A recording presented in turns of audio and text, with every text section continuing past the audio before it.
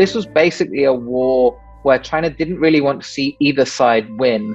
They're at the moment making the most out of the manner and nature of the US withdrawal. They're trying to sell a story at the moment right now that is essentially, when you find yourself on the other side of the line of US redefinition of its vital interests, you too could find yourself abandoned, and so it's better off that you come to terms with us. That's been particularly directed in China's immediate neighborhood in Asia.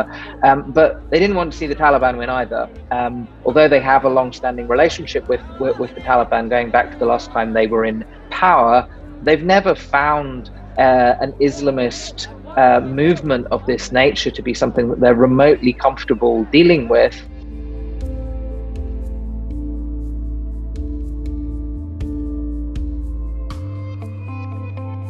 They still see Taliban providing a permissive environment for the militant groups that China is most concerned about.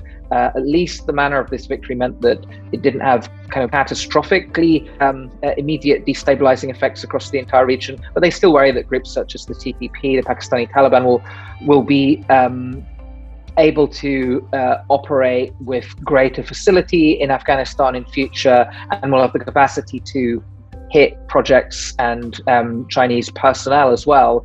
There are vast numbers now of kind of Chinese workers, Chinese tourists, much bigger embassies. I mean, China's presence is just much larger in a whole host of different places. And if you look at the kind of problematic attacks, which do resonate in different ways domestically, you know, can China protect its people overseas? What does it have to do if it can't protect its people overseas? You look at the attacks in Pakistan, you look at things like the Erewhon Shrine bombing, you look at embassies that have been hit. These, I think, are the more immediate concerns that China has.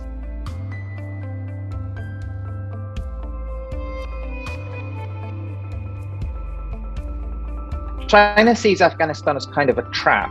They are obsessed with the graveyard of empires concept, but they literally see some of it through the concept of a strategic trap, even one that may be kind of mounted deliberately by the United States. That part of the drawdown as well was now the mess will be left for us to clean up. This is often the attitude. And there's been all these points in which the US has encouraged China to take a more active role. And the view on the Chinese side has always been, this is an attempt to lure us into making the same mistakes that you've made as they see it. So there's a lot of wariness about deeper involvement, certainly militarily.